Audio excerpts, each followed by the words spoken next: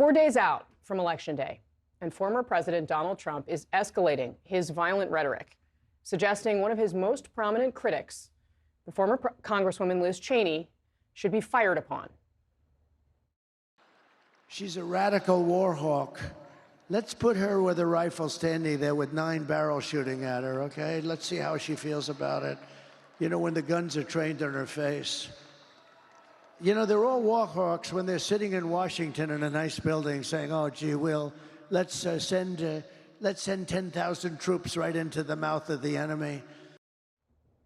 Let's see how she feels when the guns are trained on her face. Let's sit with that for a moment. Of course, violent rhetoric, it's not new for Trump. But this stark imagery represents an escalation at a tense moment when the country is on edge heading into Tuesday, with 7 in 10 Americans saying they feel anxious or frustrated about the election, according to a new AP poll. And it comes after Trump has raised the specter of using the U.S. military on Americans he calls the enemy within.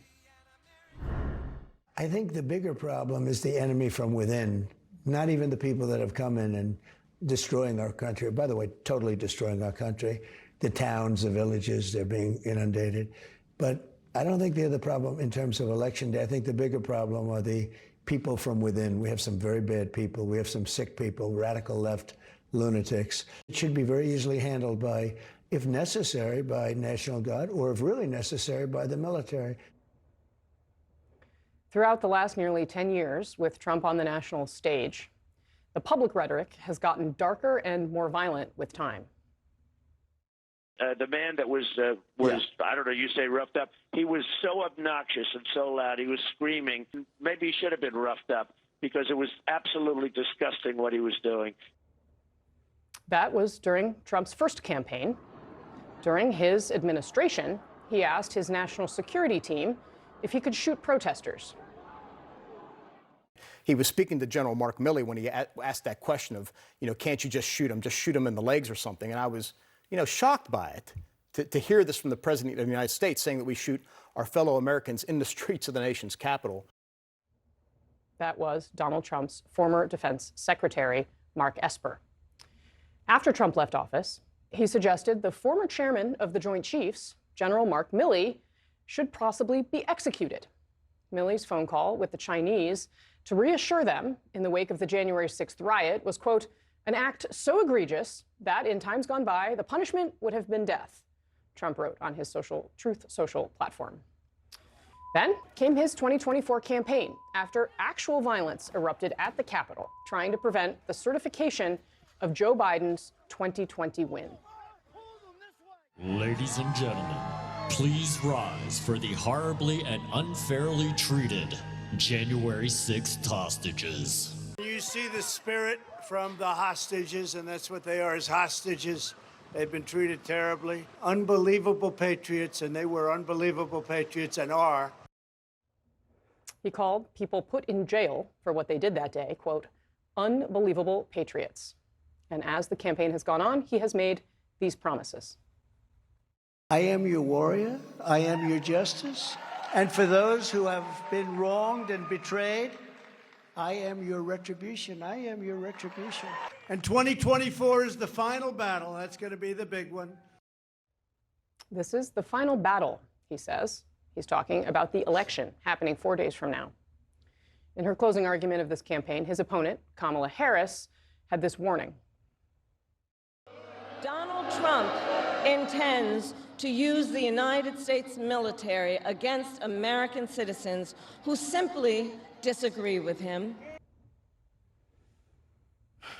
That's where we are 4 days from Election Day in 2024. Joining us now to discuss, Elliot Williams, CNN legal analyst, former federal prosecutor, Jonah Goldberg, CNN political commentator, co-founder and editor-in-chief of The Dispatch, Megan Hayes, former director of message planning for the Biden White House, and Brad Todd, Republican strategist and partner at the public strategy firm On Message. Welcome to all of you. Jonah Goldberg, I'd like to start with you as we sort of take in the comments that he had about Liz Cheney last night, suggesting that she be fired upon, see how she likes it. What does this mean at this point in the election cycle? Yeah, well, I mean, I feel like we're triggering Brad, who works for a company called On Message, that he is not exactly on message here. Look, I don't think you even need to call it fire department. He's saying quite explicitly and unambiguously that Liz Cheney should be shot, should be executed by firing squad. That is appalling. It is a small facet of the reasons why he's unfit for office, and the Republican Party has made a disastrous mistake renominating him. All that said, since we're here for the punditry, I don't know what this gets him, right? If his problem is freaking out suburban women who don't like the chaos, don't like the violent rhetoric and all that kind of stuff, that's just not a great closing argument. Let's execute a political opponent who happens to be a woman because I don't like her. And like, does that pull more low propensity voters in his coalition to the polls? I honestly don't think so, but maybe they have some data that says otherwise. If Access Hollywood did not have an impact in rendering this individual unfit to be elected president of the United States, and then forget everything that happened. No. But okay, then let's forget what happened for the next 4 years. So if January 6th and the rhetoric there did not render this individual unfit for office, and people are still have open questions about Donald Trump, then I don't know what else is going to move the needle. And to Jonah's point, there is no defending that rhetoric. We can try to both sides anything that anybody says, but that was quite explicit what he said there. You wouldn't have a hard time selling a jury that that's what he said. I would not have a hard time selling a jury that that's what he said. Although it was a statement made out of court, might be hearsay, so I don't know. But anyway. I'm going to say this in the backwards order because so I can get it all out. I don't think that first of all, I agree with Liz Cheney on foreign policy more than I agree with Donald Trump on some of these questions, or at least historically I have. He was talking about their difference on foreign policy. Liz Cheney's a hawk. If you listen to the rest of the bite, he says she always wanted to go to war with people. I don't want to go to war with people. He was saying if she was the one that had to go into infantry combat, maybe she would see it differently. That's a critique Democrats have made about Dick Cheney and other hawks. But staring at 9 barrels, you think that's... Yes, he's talking about going to war. Now let's go to Donald Trump's problem. This is why he's in a close race. He's ahead in every target state this morning, enough to get 270 in the New York Times poll, which is not exactly a friendly poll to him. Saying things like this in this way, he'd be ahead by 6 or 7 if he didn't do that. If he was talking about the economy this week, if he was talking about crime and the border and things that this administration has failed on, I mean, yes, he does not choose his words very well. And no, Jonah, he is not on message. But he is about to win. He's about to win, despite the way he talks. That tells you how unpopular this administration is.